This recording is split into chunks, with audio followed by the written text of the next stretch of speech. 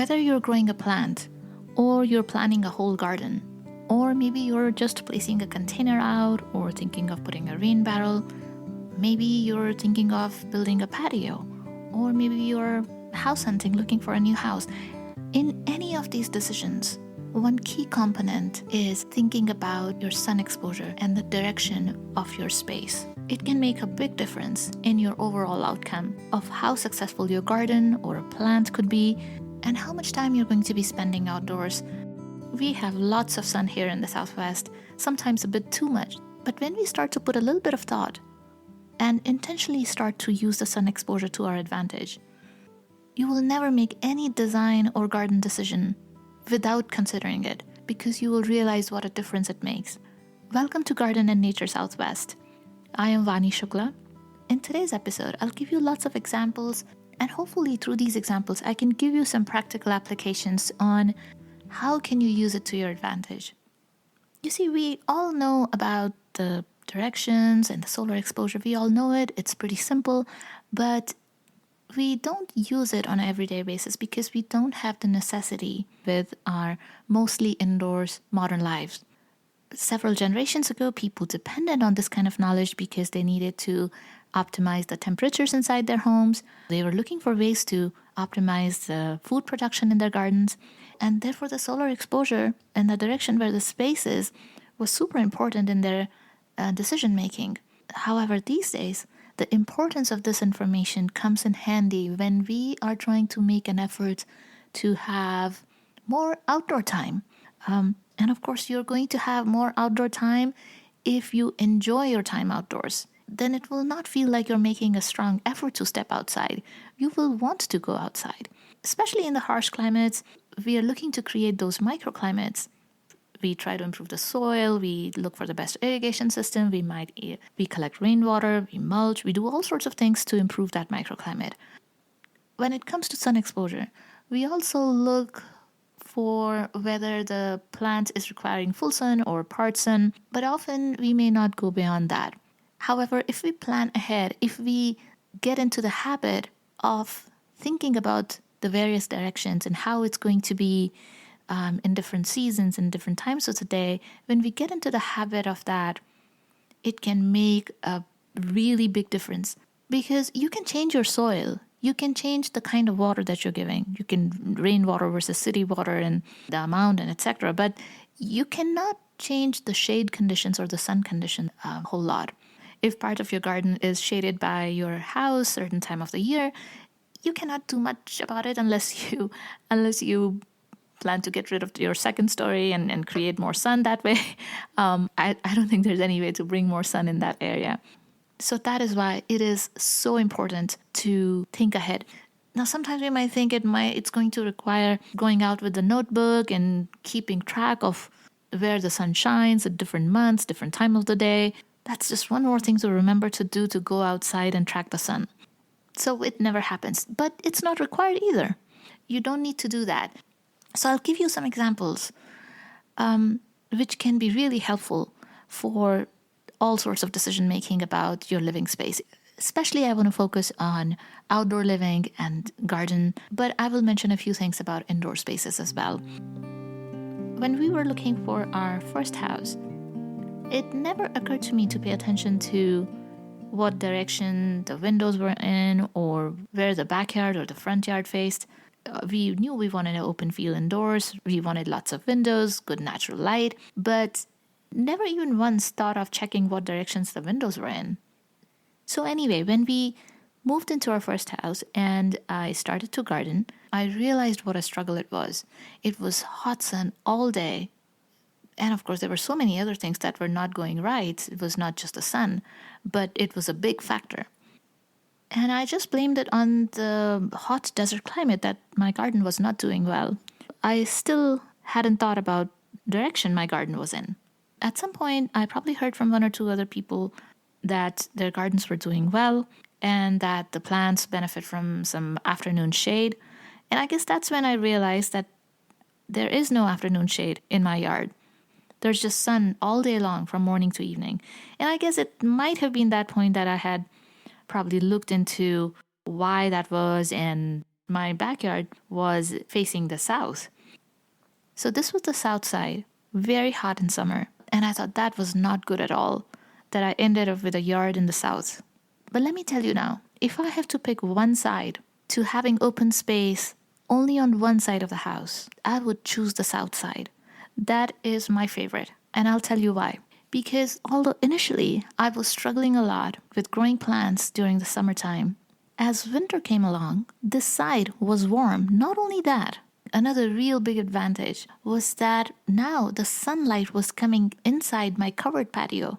In the summer, this covered patio was shaded. The seating space was in the shade. But in November, December, January, we got sunlight in our seating space. It was warm and toasty, and the sunlight was coming in not only all the way in the patio, but also through the windows indoors in our living room. And for me, that ended up being a big plus as well, because I started to use that sunny space near the window to start my seeds in the winter, for the spring, for the summer.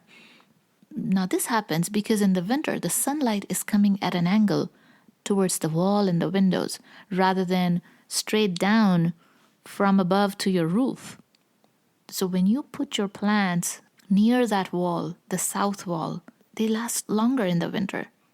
Compared to the rest of the space, this space near the south wall is going to be the warmest. I had created a good setup with my container plants in that patio, which was getting all the sunlight during the winter. And I have mentioned the details about this setup in the previous episode. So in the wintertime, it's definitely a big plus to have some open space, seating space, patio, or a garden on the south side. Now, winter is all good in the south side. But how about the hot summer? Well, if it was an ideal situation and you had space on all sides, then of course the east side is best in the summer. But most of the times we don't have the option of growing on any side we want. We might have only one or two areas available to grow. And that was the case with our house too. The east side was a very narrow side yard, and that too was shaded by the neighbor's house, which was a tall 2-story house. So I was left with the hot south side of my garden. And in that situation, you have to look for ways to create shade. Now, the most obvious ones are, of course, either growing trees or putting up a shade cloth. But these two very effective options are not always possible in each yard. But I'll talk about these a little bit later. Let me first talk about some of the less conventional ways. So as we know, the east side, where you get only the morning sun exposure, is easier on the plants in our hot summer months. The east side gets the morning sun only because it is shaded by the house. If you imagine there were no houses in that neighborhood, it was just a flat piece of land, it would have sun all over that area. So the morning sun or the afternoon sun or the shade, these are all created by the house or other large structures. But same way, we could use other smaller objects or small plants and bushes. So in our yard, there were 2 large planters, then there were rain barrels. Also, a couple of years later, we had an outdoor grill. Then there were containers for composting. There were also a few small bushes, which were about 3 feet by 3 feet, as well as a few palm trees, which are, again, not great for shade, but they do create a small patch of shade, especially if they're not too tall. So these small patches of shades, sort of scattered throughout the yard, was what I used. I created mini growing areas on the east side of these objects or plants.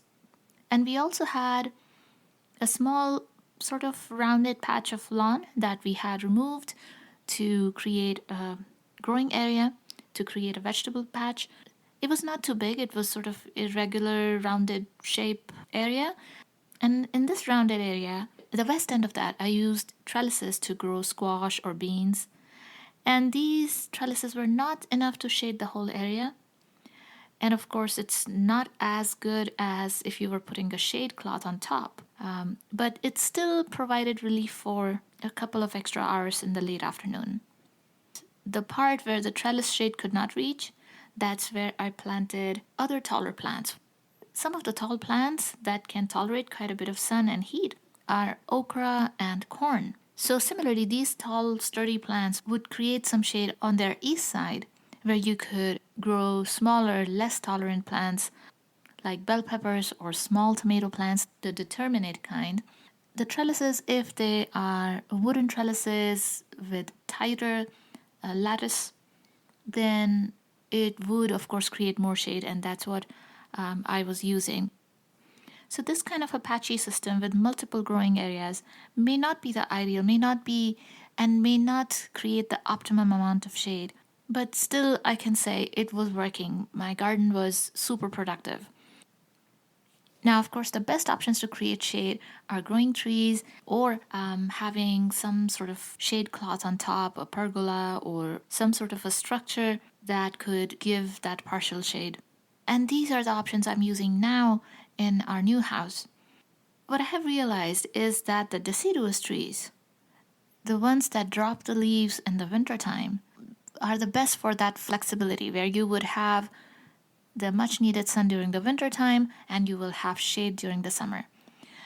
So if it's a seating area that you're trying to create shade in, then a small or medium-sized tree with dense foliage, that would be best for growing near a covered patio, where even though the covered patio is not getting any sun inside, but having a tree nearby could give it some extra cooling. Now, if it is not a covered patio, it is an open seating area. Of course, having a large shade tree, if the space allows, then that would be the best option to go with. For the growing areas or even larger spaces where it's not one dedicated growing area, but you have sort of plants growing around like wildflowers or such, having some trees or bushes which can provide some dapple shade are the best.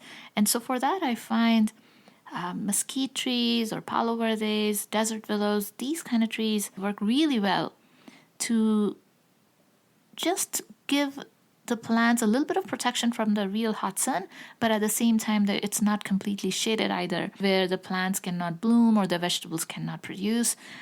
That's the best way to go. And especially in the areas where you get really strong winds, the tree option is a better one than the shade cloth because it does get a bit difficult to have a shade on when you get really strong gusts of wind. However, it's not entirely impossible.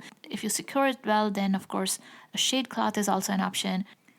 So even though there are challenges of hot summer sun exposure in the south side all day long, still that remains my favorite side if I had just one side to pick. Because again, there can be something done to create shade, but there's no way I could create sun in a shaded area. If a side is shaded, I cannot bring sun into it. When it comes to patio or any seating space near the house, then too, south side is always the best, especially if you have a covered seating space. Because you will be able to use it year round. In the summertime, if it's a covered patio, you're not going to have sunlight inside the patio in the seating space because sun is directly overhead and the roof will completely block the sun. In the wintertime, because the sun is down at an angle, sun shining towards the wall of the house, so yes, the sunlight is going to come into your seating space in the covered patio, making it nice and warm. So a south side covered patio, you'll be able to use it year round.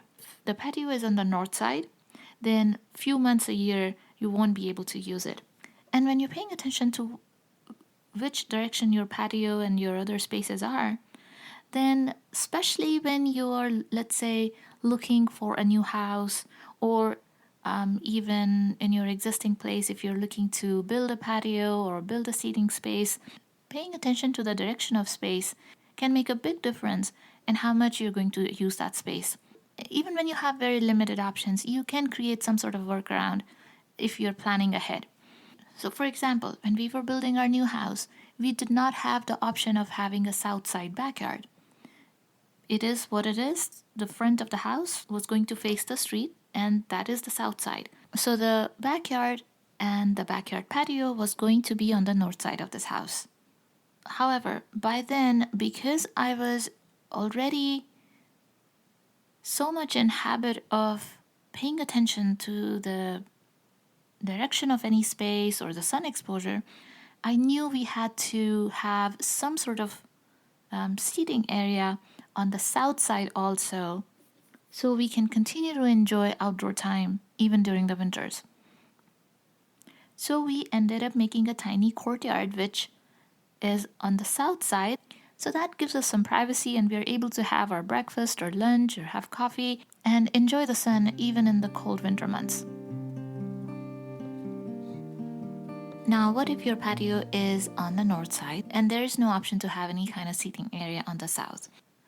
Then, in that case, if the space allows, you could have an additional seating area further away from the house.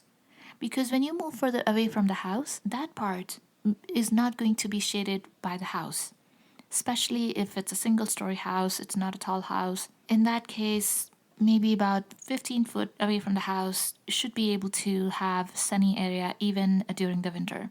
It's the part close to the house that remains shaded.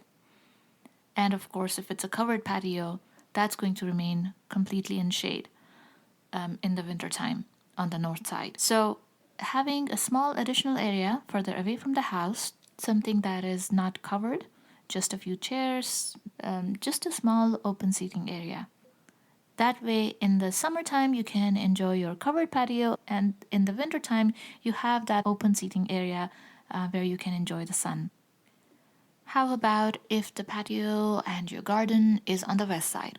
In that case, having tall trees throughout that west edge of your property is the best way to shade the whole garden space. These trees may be a mix of dense shade trees and some dappled shade trees, depending on exactly where you're going to create your growing area. And then closer to the patio or the seating area with some dense shade. And of course, obviously, there's always that option of having that roller type shade that goes up and down. But even if you have those shades, growing some trees cools down the temperature in the area, so so it's going to be more comfortable. And I think it's always best to have the deciduous trees, the trees that will drop their leaves in the winter time. So that way you can enjoy the patio in the winter months. And if you have a bigger space, a bigger yard, then maybe having one or two evergreens also, where you're creating the habitat for birds during the winter time also. But in the other areas, you could have these deciduous trees that will allow the sunlight in the wintertime. If it's an east side growing space and an east side patio, in that case, the growing space is perfect in the summer. In the wintertime also, it's going to get some sun, but it is going to be relatively cooler compared to the south side, because it's going to be only in the morning time that you're going to get sun. In the afternoon, it's going to be shaded. And if you have space on more than one side of the house, so if you are the lucky one where you have a south side space as well as the east side space, then best to have your vegetable garden. And also if you're gardening with annuals or other tender plants that do not tolerate much heat, then have a growing space on the east side, especially for the vegetable patch. It's going to be more productive on the east side in the summertime. And then the south side could be used to add a few winter plants, few container plants in the wintertime. And also any other kind of native plant would be just fine on the south side. The patio, of course, no question, south side is the best. Now, this is something that you're going to be using for all sorts of design decisions. Now, let's say you're putting rain barrels. Now, primary thing, of course, there is going to be if you have scuppers in a flat roof, then where are those scuppers? And of course, also depends on the space that you have in your yard. Where is that space where you're not going to obstruct the views from inside? And so all those considerations have to be the priority. But again, it's always best to keep the sun exposure also in mind, because if you do have some options, then putting the rain barrel on the east side would be the best.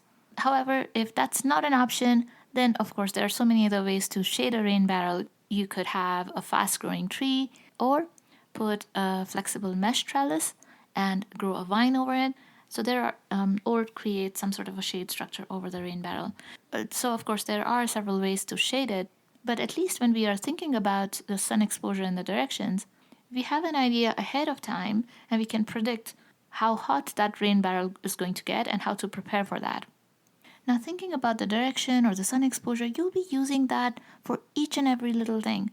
For example, let's say if you're placing a container, the shade that container creates on its east side in the afternoon might be a good place to put some small cacti or other succulents, which often also benefit from afternoon shade. And it will create a nice look also at the base of the container. Or you could choose other heat sensitive annual flowering plants, and they will bloom longer and brighter because they will be shaded in the afternoon by that container. The direction of the space can also affect your decisions about what kind of materials you use for your containers or raised beds. If your growing space is on the east side, you can use pretty much anything, metal or wood, because again, in the afternoon it's going to be shaded. So the type of material, whether it's rocks or metal or wood, it's not going to make a big difference as far as how hot it gets inside the contained area. But any other side, especially the west side, or even the north or the south side. Remember, the north side in the summer gets good amount of sun, unless you have, again, shade trees or you're shaded by the next door neighbor or something. If not, then north or south is going to get good amount of sun in summer. It's the winter time that the north side is shaded by your own house. The part that is closest to your house is shaded. But in the summertime, there's going to be a lot of sun on all three sides except the east side. So in any of these sides, if you're using metal or rocks, it's going to get much hotter inside. The plants are going to be facing a lot more heat. So in that case, the better options could be building sunken beds instead of raised beds.